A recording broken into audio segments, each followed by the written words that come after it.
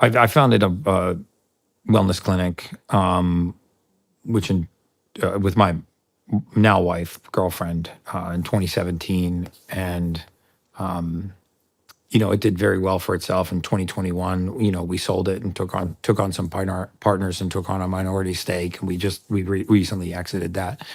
And then I started a media platform, and the reason why I started the podcast was because I didn't want the message to be controlled. I wanted to very often give without the expectation of receipt, but I also don't want to create the illusion that I'm just running a philanthropy. I've done very well for myself financially. I mean, God's been very, very good to me. But also, the messaging is not about any one product or any one service or wearing a certain T-shirt or only messaging about this is the sole and only path to a state of optimal health or to solve your problems, and it happens to be through my supplement or my testing or only through my clinics. There's so many people out there that are doing incredible work. Like, my heroes are the PhDs and the MDs and the researchers and the scientists that are actually really making an impact. And one of the things I decided was I want to build a podcast, a media platform, to find the best products, the best services, the best people, and try to give them a voice. And unfortunately, that sometimes conflicts with your other, business endeavors, because it may not be the supplement that you manufacture or the test that you require your clients to do.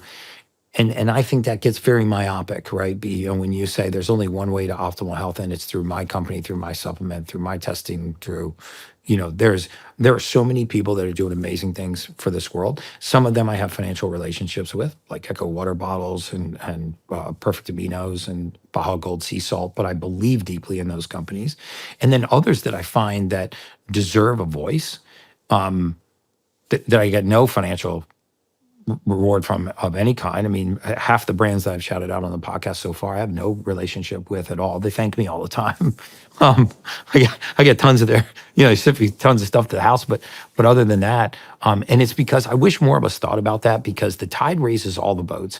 And I think that we've been given a gift in my industry, the wellness, functional medicine space, longevity, whatever you want to call it. And I think that post-pandemic, there's such a distrust of the global elites.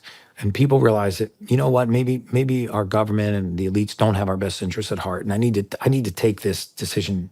I need to take optimal health into my own hands. I need to become my own citizen scientist. But the question is, where do they go for messaging? If you get on the internet, you'll get paralysis of analysis. I mean, one person tells you the eggs are going to kill you. The next person tells you got to be eggs every day. One person tells you the carnivore diet's the be-all, end-all, and the next person tells you it's the fastest way to get cardiovascular disease. So what I'm trying to do is sift through the noise and be as authentic about that messaging as possible. And a lot of that, there's no way to monetize. But I think that, again, that's how I know that I'm on God's purpose, because this information does not belong to me, right? It belongs to humanity. I'm just sort of blessed enough to have it flow through me. And you're a conduit. Yeah, just a conduit, right? I'm not the genius. I didn't come up with it. It's I don't have anything special. It's just, but it very often